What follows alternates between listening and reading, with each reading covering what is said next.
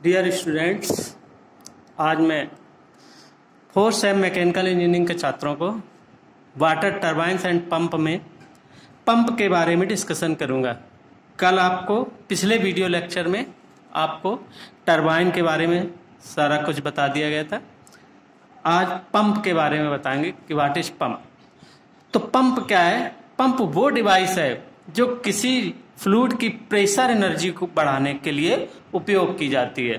Turbine क्या था कि द्रव की दाब ऊर्जा या काइनेटिक एनर्जी, जो भी दाब की ऊर्जा है उसका उपयोग करके मैकेनिकल एनर्जी में कन्वर्ट करते थे टरबाइन से। और पंप क्या करता है कि द्रव की दाब ऊर्जा को बढ़ाता है, यानी किसी भी द्रव की प्रेशर एनर्जी को बढ़ाने के लिए उपयोग किया जाता है। तो पंप साधारणतया किसी द्रव को लो लेवल से हाई लेवल तक उठाने का काम करता है कि जब बहुत ऊंचाई तक किसी द्रव को चढ़ाना हो, ऊंचाई तक पहुंचाना हो, तो उसी केस में हमें पंप की जरूरत होती है। यानी पंप जो है वो प्रेशर हेड बढ़ा देगा। जब हेड बढ़ जाएगा तो द्रव अपने आप ऊपर चढ़ जाएगा। तो पंप के किसी बाह्य सोर्स से मैकेनिकल एनर्जी प्रदान की जाती है। अब इसको क्या होता है, पंप को हम कहीं से भी मैकेनिकल एनर्जी देते हैं। मैकेनिकल एनर्जी किस फॉर्म में देते हैं? दो ही फॉर्म में देते हैं, या तो लीनियर मोशन यानी रेसिप्रोकेटिंग मोशन करता है, या रोटेटिव मोशन करता है।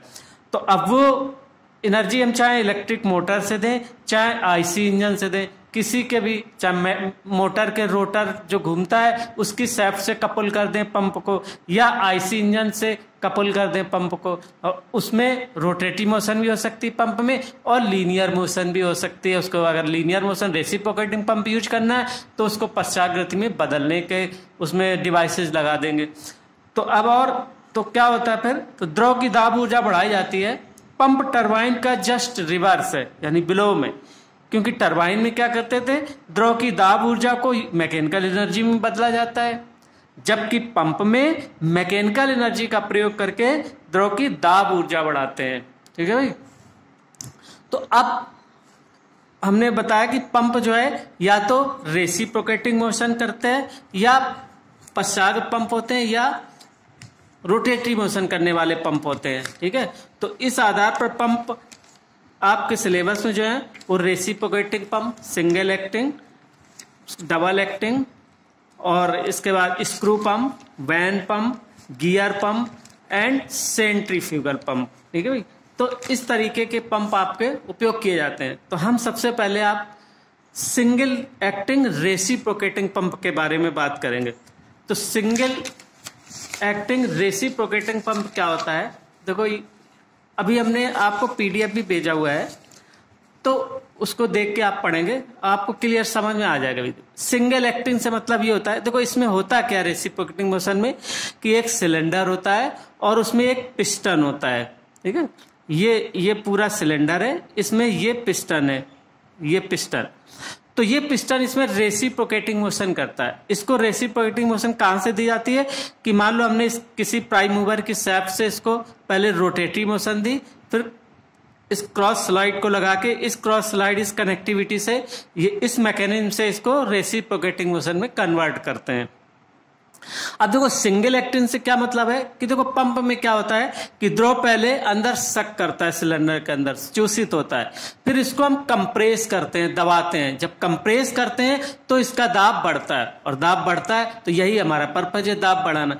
तो देखो सिंगल एक्टिंग से मतलब क्या है कि अगर पिस्टन के, क्योंकि पिस्टन सिलेंडर के अंदर रेसिप्रोकेटिंग मोशन करता है, तो अगर पिस्टन के एक ही ओर सक्शन बॉल्व और डिलीवरी वाल्व, यानी सक्शन पाइप और डिलीवरी पाइप लगा हो, यानी एक ही तरफ सक्शन और कंप्रेशन हो, डिलीवरी हो, तो ये कहलाता है सिंगल एक्टिंग। और अगर हम पिस्टन के दोनों साइड, यानी हम इस साइड भी लगा सकते हैं, तो उससे क्या होगा, जब पिस्टन दाएं से बाएं की ओर चलेगा तो यहां पर जो लिक्विड आया उसका कंप्रेशन होगा, और जब बाएं से दाएं की ओर चलेगा तो इस साइड दाईं ओर, यानी पिस्टन के बाईं ओर सक्शन होगा और दाईं ओर कंप्रेशन होगा।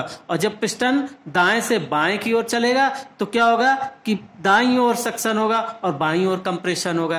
तो अब देखो इसमें क्रिया होती कैसे है, अब इसको आप समझिए। कि यहाँ पर ये सक्शन वाल्व लगा होता है, ये सक्शन पाइप है जहां पर हम सोर्स ऑफ वाटर है। अब इस सोर्स से, वाटर सोर्स से हमें ऊपर कहीं चढ़ाना है इसको, पंप को, ठीक है। तो क्या करेंगे, इसका हमें प्रेशर एनर्जी बढ़ानी होगी और यहां से हम मैकेनिकल एनर्जी दे रहे हैं लीनियर मोशन के फॉर्म में। और ये मैकेनिकल एनर्जी कहां से मिल रही है, ये चाहे इलेक्ट्रिक मोटर की शेप से इसको कपल करें, चाहे आईसी इंजन से कपल्ड करें। तो अब क्या होता है कि सिलेंडर में एक सक्शन पाइप और डिलीवरी पाइप लगे होते हैं। ये पाइप सिलेंडर से क्रमशः सक्शन वाल्व और डिलीवरी वाल्व द्वारा संबंधित होते हैं। अब जब पिस्टन एक ओर चलता है, मान लो ये बाएं से दाईं ओर चल रहा है, तो क्या होगा, सिलेंडर के अंदर वैक्यूम क्रिएट होगा, यानी निर्वात दाब उत्पन्न होगा। तो वैक्यूम क्रिएट होगा तो क्या होगा, यहाँ पर निर्वात दाब को चूषण दाब भी कहते हैं। तो क्या करेगा, इस रिजर्वायर से पानी को सक करेगा, जो भी द्रव उसको सक करेगा।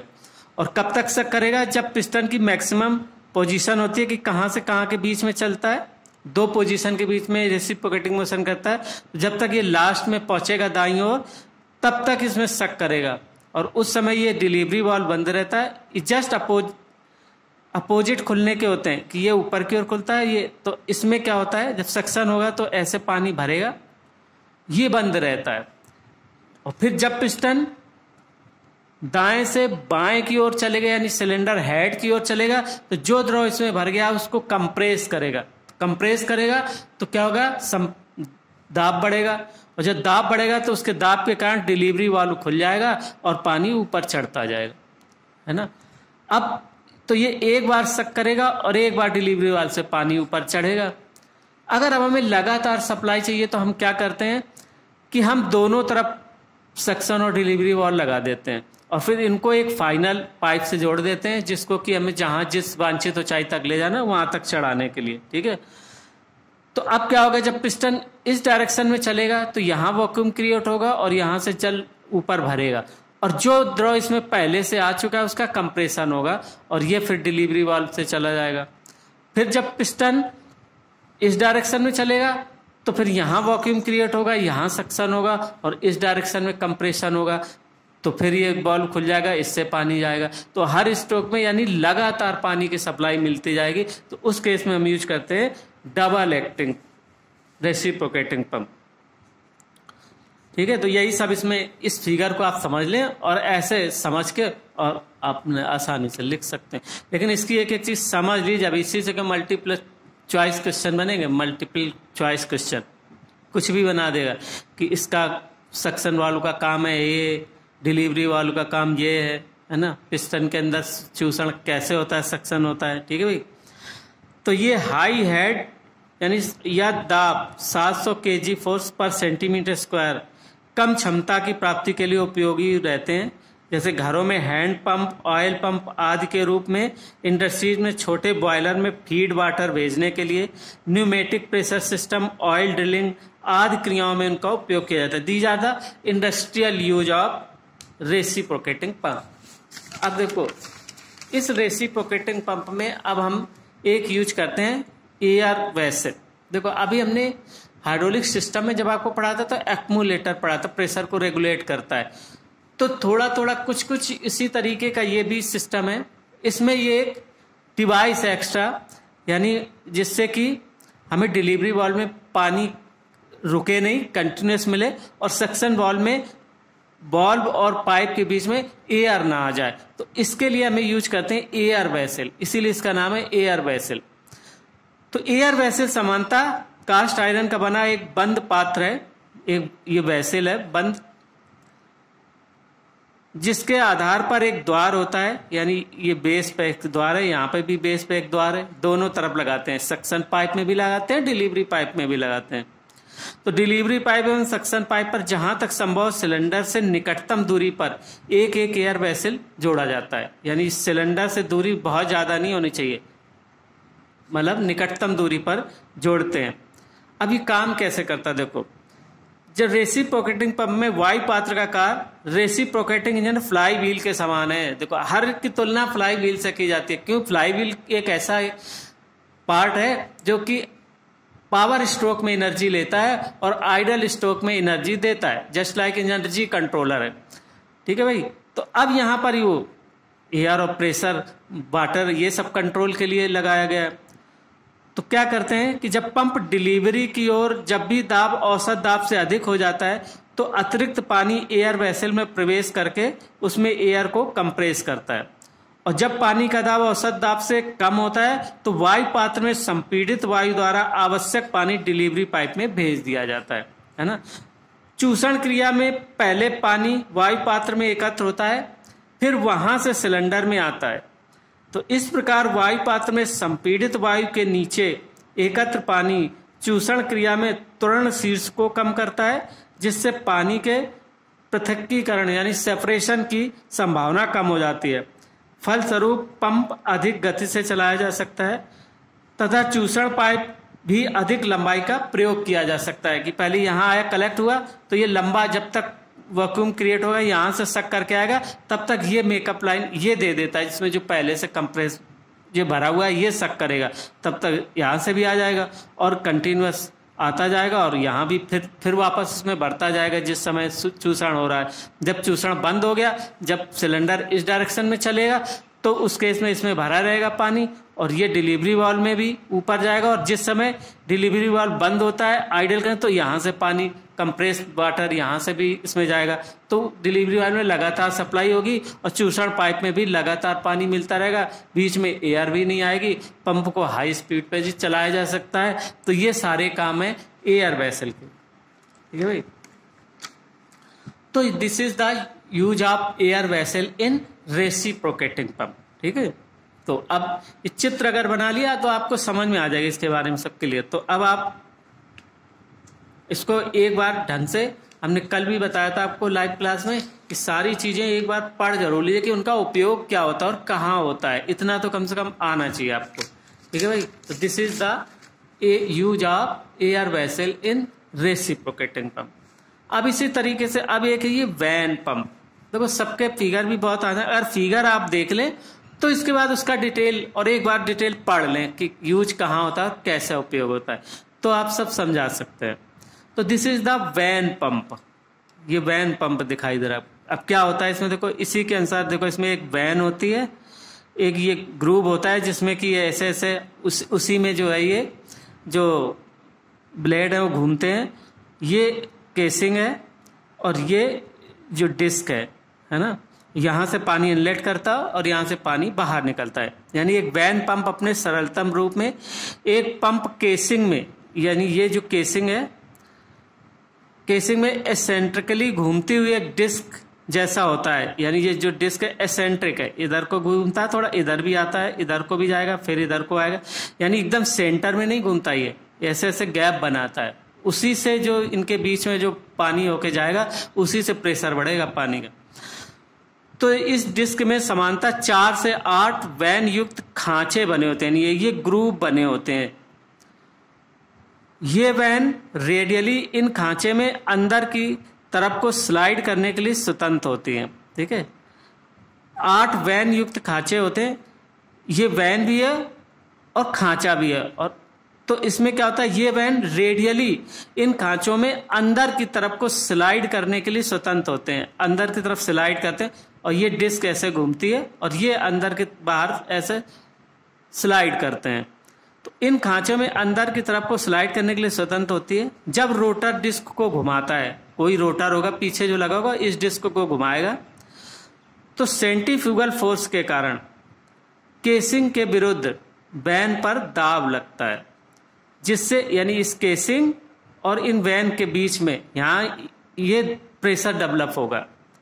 पहले द्रव भर जाएगा, फिर जब ये घूमेगा तो इन पे प्रेशर लगेगा, तो जिससे आवरण के साथ वैन की एक लिक्विड टाइट सील बनती है। जब डिस्क घूमती है तब केसिंग तथा वैन के मध्य बनी पॉकेट में द्रव भर जाता है। यानी केसिंग और वैन, केसिंग ये केसिंग है और ये वैन्स हैं जो लगी हुई हैं, इनके बीच क्या होता है, द्रव भर जाता है। तो केसिंग तथा वैन के मध्य बदलते हुए आयतन के कारण पर्याप्त दाब उपजता है, जो द्रव को डिलीवरी पाइप में धकेल देता है। ये यहाँ आएगा, ऐसे चलेगा, और ये घूम इन्हीं खांचों में स्लाइड कर रही हैं, तो यहाँ कभी वॉल्यूम बढ़ेगा, कभी यहाँ कम होगा, फिर यहाँ बढ़ेगा, फिर कम होगा। तो इसके इस तरीके से पूरे में क्या होगा, जैसे जैसे वॉल्यूम चेंज होगा प्रेशर बढ़ता जाएगा और बढ़ता जाएगा, ये डिलीवरी वाल्व से बाहर निकलता जाएगा। ठीक है भाई। तो बहुत सिंपल क्रिया है, मतलब 3 ही पार्ट होते हैं, केसिंग होती है, डिस्क होती है और खांचे युक्त यहाँ पर इसमें वेंस होती हैं जो कि इसी में अंदर और बाहर की तरफ स्लाइड कर सकती हैं और डिस्क ऐसे ऐसे आयतन बदलते हुए घूमती है। तो उसके बाद इनके बीच में जो सक करके पानी भरा है इन पे जाएगा, फिर ये इस तरफ को आएगी तो इस पे वॉल्यूम कम होगा, प्रेशर बढ़ेगा, फिर इस तरफ जाएगी, वॉल्यूम कम होगा, प्रेशर बढ़ेगा। तो चारों डायरेक्शन से इसका धीरे धीरे प्रेशर बढ़ता जाएगा और ऊपर की ओर इसको डिलीवरी पाइप में भेजते जाएंगे। ठीक है भाई। तो this is called the vane pump. ठीक है। अब एक होता है गियर पंप। गियर पंप क्या होता है? गियर पंप का प्रमुख लाभ यह है कि इसमें सेंट्रीफ्यूगल एवं रेसिप्रोकेटिंग दोनों प्रकार के पंपों का लाभ इंक्लूड होते हैं। इसमें सेंट्रीफ्यूगल की भांति लगातार विसर्जन भी मिलता है तथा पश्चात पंप की भांति पॉजिटिव डिस्प्लेसमेंट भी मिलता है। तो ये 2 प्रकार के होते हैं मोस्टली, एक एक्सटर्नल गियर पंप और एक होते हैं internal gear pump. This is the internal gear pump, ये एक्सटर्नल गियर। एक्सटर्नल गियर क्या होता है? गियरिंग जो होती है, आपने गियर पढ़े होंगे, तो गियरिंग जो होती है वो बाहरी, यानी इसके टूथ आपस में बाहर से मैश करते हैं। इसमें क्या होता है कि ये इंटरनल मैशिंग होती है। ठीक है। तो अब ये गियर मैश करते हैं, तो अब यहीं से इसकी क्रिया क्लियर हो गई कि जब द्रव घूमेगा और ये जब गियर मैश करते हैं तो इनके बीच से जब गुजरेगा तो क्या होगा कि वॉल्यूम चेंज होगा, बार बार जल्दी जल्दी वॉल्यूम चेंज होगा, प्रेशर बढ़ेगा और ऊपर की ओर डिलीवरी पाइप से बाहर निकलेगा। तो यही चीज इसमें समझाई गई। क्या लिखा है? तो एक्सटर्नल गियर पंप और ये होता है इंटरनल गियर पंप। तो देखो एक्सटर्नल गियर पंप क्या होता है? ये एक्सटर्नल गियर पंप अपने सरलतर रूप में 2 परस्पर मिलने वाले तथा एक समान स्पर गियर पहियों से बना होता है। ये आपस में मिलने, ये स्पर गियर कहलाते हैं। अगर गियर आपने पढ़ा हो, नहीं पढ़ा हो तभी आगे पढ़ेंगे। स्पर गियर पहियों से बना होता है जो आवरण के अंदर एक सूक्ष्म अवकाश के साथ घूमते हैं। मतलब बहुत कम क्लियरेंस होता है, ऐसे ऐसे जब मिलेंगे तो इनमें ऐसे ऐसे थोड़ा थोड़ा क्लियरेंस होता है, बहुत कम क्लियरेंस के साथ घूमते हैं। ये पहिए इस प्रकार डिजाइन किए जाते हैं कि ये परस्पर घूमते हुए संपर्क बिंदु पर फ्लूइड टाइट ज्वाइंट यानी तरल रोधी जोड़ बनाते हैं। ये ऐसे जैसे घूमेगा तो यहाँ पर एक ज्वाइंट बन जाएगा, इसमें मैश जिस समय करेंगे तो इनके बीच में एक सील टाइप की बन जाएगी एयर लिक्विड की। तो ये जो है फ्लूइड टाइट ज्वाइंट बनाते हैं। तो एक पहिया चालक शाफ्ट यानी किसी एक को ड्राइवर शाफ्ट से जोड़ेंगे और ये इससे मैश करके अपने चलेगा, यानी ड्रिवन शाफ्ट। शाफ्ट 2 लगी होंगी, 2 पैरेलल शाफ्ट में जब कोई गियर लगाए जाते हैं तो that is called the spur gear. ठीक है भाई। तो एक पहिया ड्राइवर शाफ्ट तथा दूसरा ड्रिवन शाफ्ट पर बंधा रहता है। चलाने से पूर्व पंप को द्रव से पूरा भर लिया जाता है जिससे कि उसके बीच की एयर निकल जाए। जब गियर घूमता है तो दांतों के बीच में द्रव फंस जाता है और आवरण में बने विसर्जन सिरे की ओर प्रवाहित होता है। तो घूमते हुए गियर पर्याप्त दाब उत्पन्न करते हैं जो डिलीवरी पाइप में द्रव को धकेलता है। यानी जब यहाँ से द्रव प्रवेश करेगा और ये गियर ये इस डायरेक्शन में घूमेगा तो ये इस डायरेक्शन में, यानी अगर ड्राइवर शाफ्ट ऐसे घूम रहा है तो ड्रिवन ऐसे, तो इन दोनों के बीच में जल जाएगा। जैसे जगह होती है घुसा जल, फिर ये बंद हो गया, फिर तो वॉल्यूम बदल गया यानी कंप्रेशन हुआ तो आगे की ओर बढ़ जाएगा द्रव, फिर दूसरा आता जाएगा और ये भी कंटिन्यूअस घूम रहे हैं, यहाँ से द्रव जाता जाता है और इनके बीच से गुजरता जाएगा तो प्रेशर जो है वो बढ़ता जाएगा। और इस प्रकार से ये तो सिमिलर, बस गियरिंग का फर्क है। इसी तरह इंटरनल गियर पंप भी होते हैं कि एक इंटरनल गियर पंप अपने सरलतर वो 2 परस्पर तथा आंतरिक रूप से मिलने वाले स्पर पहियों से बना होता है। यहाँ शाफ्ट पर ये गियर लगा होता है और ये एक पहिया होता है, इसमें भी ये टीथ कटे होते हैं। तो ये टीथ इससे जब घूमते हैं तो इनके बीच भी मैश करते जाते हैं, यानी जब ये घूमेगा तो ये भी पहिया घूमने लगता है इनसे कि एक घूमा ऐसे तो दांता उसको धकेलेगा तो दूसरा भी घूमना शुरू कर देगा। जब एक का दांता दूसरे को इस पे प्रेशर लगाएगा तो ये इधर को घूमेगा, फिर दूसरा आ जाएगा, फिर तीसरा आ जाएगा, फिर चौथा आ जाएगा, ऐसे दोनों घूमेंगे और इनके बीच में जब यहाँ से द्रव जाएगा तो इनके बीच में फंसता जाएगा द्रव दाब बढ़ता जाएगा और डिलीवरी पाइप से बाहर निकलता जाएगा। तो यही चीज, इसको एक एक पढ़ना, लाइन एक एक पढ़ो, क्योंकि आपको मल्टी चॉइस क्वेश्चन आने हैं तो हर लाइन की मीनिंग होती है। अब देखो जैसे इसको समझो क्या कि एक इंटरनल गियर पंप अपने सरलतम रूप में दो परस्पर तथा आंतरिक रूप से मिलने वाले स्पर पहियों से बना होता है। ये पहिए इस प्रकार डिजाइन किए जाते हैं कि ये एक तरफ तो संपर्क बिंदु पर एक लिक्विड टाइट जोड़ बनाते हैं तथा दूसरी तरफ एक अर्धचंद्राकार स्थान बनाते हैं। एक अर्धचंद्राकार पार्टीशन दोनों पहियों के मध्य रखा जाता है तो चूसण तथा विसर्जन के बीच सील का कार्य करता है। पंप को चलाने से पहले इसे द्रव से पूरा भरा जाता है, इसमें भी पूरा भरा जाता है और इस वाले में भी पूरा भरा जाता है। जैसे ही पहिए घूमना प्रारंभ करते हैं दांते संपर्क से बाहर निकलते हैं। इसके परिणाम स्वरूप दोनों पहियों के बीच का स्थान बढ़ता है तथा द्रव इस स्थान पर प्रवेश करता है। पहियों के लगातार घूमने से दांतों तथा अर्धचंद्राकार स्थान में द्रव फंस जाता है और विसर्जन सिरे की तरफ बढ़ता जाता है। ठीक है भाई, तो ये इनके दांतों के बीच और इसके ये जो अर्धचंद्राकार ये देखो दिखाएगा ना, अर्धचंद्राकार स्थान, इनके बीच में द्रव फंसता जाता है, पूरे स्थान में बनता जाता है। ऐसे जैसे जैसे घूमते जाएंगे जिस डायरेक्शन में बनता जाएगा, इनके बीच से द्रव फंसता हुआ प्रेशर बढ़ता जाएगा, प्रेशर बढ़ता जाएगा तो ये टू निकास की ओर, मतलब ये जहां हमें जरूरत है, जहां इसको चढ़ाना है वहां तक ये पहुंचता जाता है। तो ये कहलाता है इंटरनल गियर पंप। ठीक है, तो अब आपका है स्क्रू पंप और दूसरा है रेसिप्रोकेटिंग पंप, नहीं सॉरी सेंट्रीफ्यूगल पंप। और सेंट्रीफ्यूगल पंप में प्राइमिंग क्या होती है, तो बस ये थोड़ा सा और रह गया है, तो ये अगले वीडियो लेक्चर में आपको क्लियर कराएंगे और ये चैप्टर भी खत्म हो जाएगा आपका। ठीक है भाई, एक वीडियो लेक्चर अब इसमें और बनेगा। ओके भाई, थैंक यू।